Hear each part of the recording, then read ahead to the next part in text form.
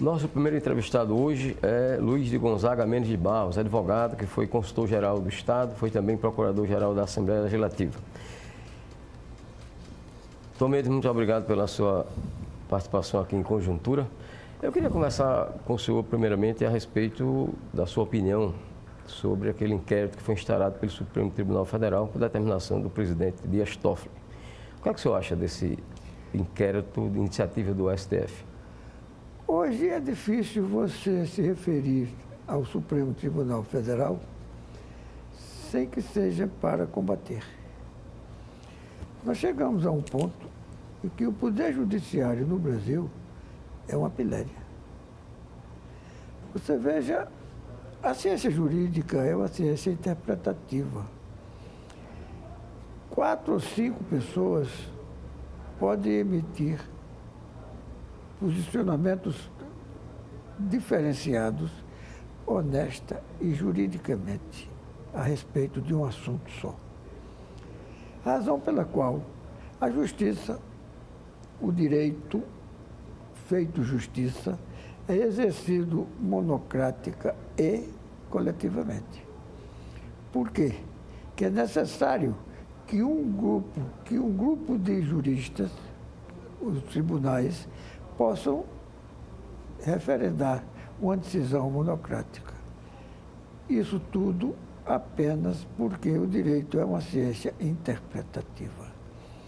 O que acontece é o seguinte, é que as divergências podem ocorrer em razão da concepção individual de cada jurista a respeito do termo que ele está interpretando. Razão pela qual é muito justo e razoável que se saiba o seguinte: quem não sabe a língua não sabe a lei.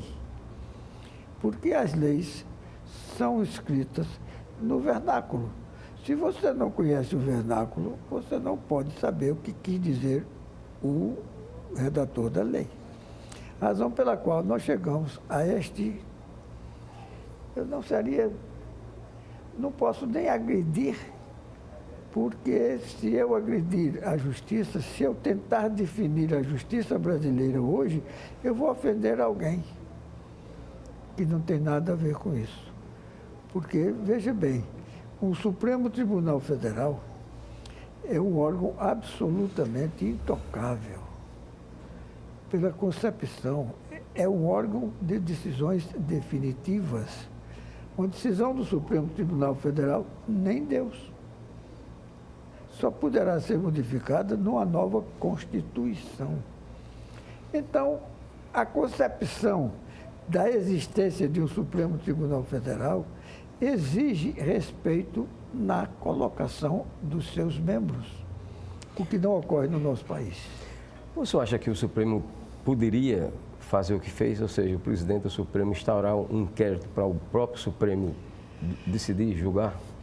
Olha, há uma máxima muito antiga e muito usada, que é perfeita. Quem investiga não julga. Quem faz investigação não pode julgar. É um trabalho anterior ao julgamento. O julgador tem que estar absolutamente isento de qualquer interferência em razão do assunto a ser tratado. Ele não pode estar, se imiscuir naquilo ali. Ele tem que estar absolutamente ausente de tudo o que foi feito para poder examinar as peças e julgar. Não acontece aqui. Aqui, mas antigamente, doutor Flávio, você tinha o seguinte: a sede do Supremo Tribunal Federal e a capital da República era o Rio de Janeiro. Então, quem perdia uma causa num estado qualquer do Brasil teria que ir recursar no Rio de Janeiro. Chegava lá, ele procurava um advogado, porque ele não poderia levar o seu advogado regional, por causa da despesa com o avião, ou outro qualquer transporte, mais hospedagem e alimentação, essa coisa toda.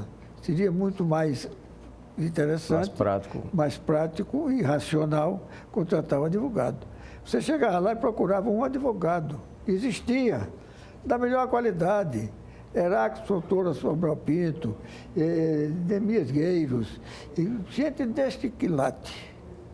Hoje não, você chega em Brasília e procura saber quem é o relator. Sabendo quem é o relator, você vai procurar saber quem é amigo do relator. Então, veja bem, no Supremo Tribunal Federal, por exemplo, a esposa tem um ministro que tem uma esposa que tem um escritório de advocacia. Tem ministro que tem filho que tem escritório de advocacia. São sócios do escritório de advocacia antes daquele estar no tribunal. Isso é uma brincadeira. Isso simplesmente é uma brincadeira. Além da decisão do ministro Toffoli de instaurar o inquérito através do Supremo Tribunal Federal, o ministro Alexandre de Moraes foi um pouco além, quando censurou uma reportagem da revista Cruzoé, que saiu também no site do Antagonista, dando conta de relações, vamos dizer assim, não republicanas entre o empresário, entre a empresa Odebrecht e o ministro Dias Toffoli. E o ministro, no caso, por orientação dele, o ministro Alexandre Barroso, acabou por censurar. Como é que o senhor vê, além do mais, esse tipo de censura? A justiça brasileira de hoje. Porque você veja o seguinte, o atual presidente do Supremo Tribunal Federal foi reprovado em algumas pretensões judiciais ou judiciárias. Terminou sendo indicado ministro do Supremo Tribunal Federal. Ele não passou em alguns concursos que desejou e terminou no Supremo Tribunal Federal. Isso é uma brincadeira. Ele não teria, no caso, notório saber jurídico? Não teria. Se tivesse ele não teria sido reprovado, não é verdade? A coisa chega a um ponto do seguinte, certa feita, o ministro Gilmar Mendes, é uma brincadeira. E eu tratei o ministro Gilmar Mendes como laxante, porque ele liberava toda a porcaria do intestino. Mas eu reconheci que fui injusto, pedi desculpas. Ele não é o laxante, ele é o próprio intestino da justiça brasileira. Porque você veja o seguinte, hoje mesmo, antes de chegar aqui, alguém me apresentou um WhatsApp do ministro num bar, num restaurante em Lisboa, e um brasileiro ao lado dizendo todo tipo de desaforo a ele. Quer dizer, que você encontra, ele não pode viajar hoje num avião aqui, porque os passageiros começam a dizer, a definir, aliás, a referir-se a ele. Não fazem mais do que referir-se a ele. Como é que pode? É o Supremo Tribunal Federal. Mas isso aí, doutor Flávio, teria que chegar a esse ponto. Quando eu estava ainda no exercício dos meus cargos públicos aqui em Alagoas, o presidente do Supremo Tribunal Federal fez o lançamento de um livro. E no lançamento do livro, ele disse o seguinte, eu fui o subrelator da Constituição e introduzi no texto constitucional dispositivos que não foram apreciados pela Assembleia Nacional Constituinte. Quer dizer, ele fraudou a Constituição. Foi o ministro Nelson Jobim. Nelson Jobim. Ele disse de viva voz no lançamento de um livro. Continuou ministro do Supremo e presidente do Supremo Tribunal Federal. Quer dizer, a partir daí, o que é que falta acontecer naquele órgão que é o meu destino, o seu destino de qualquer cidadão brasileiro, está à mercê do plenário do Supremo Tribunal Federal com gente desse tipo. O senhor concorda com os critérios atuais de indicação de ministros dos tribunais superiores? Não. Na minha concepção, um ministro de tribunal superior ele teria que chegar ali apenas pela competência. Não tem outra razão. Quer dizer, um juiz que dá 200 sentenças por ano. Dessas sentenças, 50 são modificadas no tribunal. o outro deu 200, 150 foram, vai o de 50 que é melhor do que o outro. Tem um que decide 200 questões, 200 processos, no outro 150, vai o de 200 que trabalha melhor do que o outro. Tem que ser por meritocracia, não tem outra razão de ser. Não pode ser de outra forma. Porque está o problema. A gratidão, doutor Flávio, é o sentimento mais nobre do gênero animal, racional ou irracional. Se você pegar um leãozinho recém-parido, levar para casa e o tratar com meiguice, se eu levantar a mão para ele cumprimentar, ele me morde. Isso acontece no gênero animal.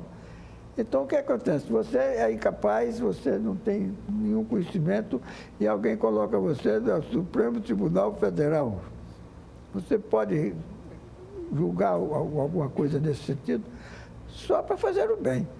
Quando se aveva de suspeito, pede ao amigo para ajudar o cara que o colocou lá. É o que nós estamos vendo. O que você vê é o seguinte, aqui, casos de uma violência extraordinária, que não precisa ser divulgado para ver, basta aquilo que eu lhe disse no início. Se não sabe a língua, não sabe a lei. Se você veja aqui, a cassação do presidente Fernando Collor. Ele estava sendo processado como presidente da República. De repente, ele apresenta uma renúncia. O julgamento era do presidente da República. Se ele renunciou à presidência da República, ele não podia mais ser julgado. Primeiro erro, ele não podia renunciar durante o julgamento. Simplesmente não podia renunciar durante o julgamento. Ele apresentou a renúncia, foi aceita a renúncia, assumiu o vice-presidente e ele foi julgado como presidente. Que história é essa? Como é que você consegue uma coisa dessa? Se ele foi julgado, já ex-presidente, que ele tinha renunciado. Ele, sendo ex-presidente, foi julgado como presidente, na verdade. Entendeu? Quer dizer, já tinha outro presidente, quer dizer, é uma brincadeira. Porque uma coisa interessante é o seguinte, é que às vezes a elegância vernacular deixa algumas pessoas ou de maldade ou de incapacidade intelectual ou até mental de decidir. Você tem um artigo da Constituição que diz que todos são iguais perante a lei. Só que tem um detalhe que me parece muito importante. Eu sou advogado, eu não posso fazer uma receita médica. O médico não pode entrar com uma petição na justiça. Eu não posso assinar um documento de cálculos de engenharia. Eu não sou engenheiro. Tá certo? Então, o que é que acontece? Todos iguais são iguais perante a lei. Por uma questão de elegância vernacular, tiraram o segundo iguais. Mas o texto correto é todos iguais, são iguais perante a lei. E todos os médicos, todos os advogados, todos os comerciantes, todos os motoristas são iguais perante a lei. Mas um não é igual ao outro. A igualdade que tem aí é a igualdade da cidadania. O que é dado a um cidadão é dado a todos os cidadãos, mas aos profissionais não. Então, essa interpretação que está sendo utilizada é que está degenerando tudo. Outra coisa ainda com relação ao Supremo, doutor Mendes, tem parlamentar defendendo a fixação de mandato para membros de tribunais superiores. O senhor concorda? Olha, eu acho isso adiantado demais para a nossa situação. No meu entendimento, seria muito mais racional que os tribunais superiores fossem preenchidos com titulares subordinados que já demonstraram a sua capacidade e fundamentalmente a sua honradez. Porque o que acontece é o seguinte, na hora que o Supremo Tribunal Federal é constituído por elementos amigos daqueles que o nomeiam e o valor intelectual e o valor moral desaparece. Porque você veja, e tem exemplos disso fantásticos. O Costa e Silva era o ministro da Guerra. O presidente viajou, voltou e ele faria a mesma viagem depois. E, numa declaração, ele disse: eu vou ministro e volto ministro. Falava-se que ele seria destituído, porque ele ia ser candidato a presidente da República. Quer dizer, ele usou dessa prepotência: eu vou ministro e volto ministro. E daí? Se ele vai ministro e volta ministro, o presidente da República não tinha condição de demiti-lo. De tirá-lo. Tá certo? Mas aquilo ali era um regime completamente fora da Constituição. De exceção. Tá certo? O que acontece? Foi aumentando, foi chegando, vem para lá, vem para cá e tal e coisa. Hoje, o que você vê, o julgamento da Dilma, o julgamento é pelo Senado, sob a presidência do presidente do Supremo Tribunal Federal. Viu o que aconteceu? Quer dizer, modificaram a Constituição para permitir que ela fosse candidata. Isso, todo mundo vendo, todo mundo sabendo. Tudo. E ficando por isso mesmo. Ficou por isso mesmo. Agora, repare o que aconteceu. O que é que se descobriu? Veja o que foi que se descobriu a respeito de Dilma, de Lula e do governo passado. Por quê? Porque resolve-se em razão da amizade. Você vai ser meu ministro, para me condenar fica difícil. Doutor Mendes, o que é que o senhor acha desse princípio de governo do presidente Jair Bolsonaro? Eu vou lhe dizer, dada a estrutura política dos grupos vencedores e vencidos, não se pode esperar coisa melhor, não. A esperança que eu tenho é que ele seja exatamente aquilo que tem demonstrado. É um homem que diz quem é, o que quer, sem nenhum rebuscado intelectual. Se ele fizer o que diz que vai fazer, nós estaremos salvos. Se não, acabou. Porque o que você veja é o seguinte: o Lula está preso. O que é que aconteceu? Fizeram uma estrutura absolutamente individual para ele ficar junto da Polícia Federal. E todos não são iguais perante a lei? Por que ele teve que ter isso? Ele é ex-presidente, a pena deveria ser maior. Porque você vê um miserável na rua cometer um crime, está certo, mas um presidente de república. A Dilma foi candidata a deputado. Senadora. Senadora. Você está entendendo? Isso é uma brincadeira. É uma brincadeira. Se ele foi caçado, ele tem que ser preso onde estão os que cometeram o mesmo crime. Não é? Ok. Nossa, muito obrigado ao doutor Luiz de Gonzaga Mendes de Barros, que é advogado, foi consultor-geral do Estado, foi também procurador-geral da Assembleia Legislativa, e pela sua participação aqui em Conjuntura. Vamos agora ao intervalo. A gente volta conversando com Gustavo Pessoa, que é presidente do PSOL em Alagoas.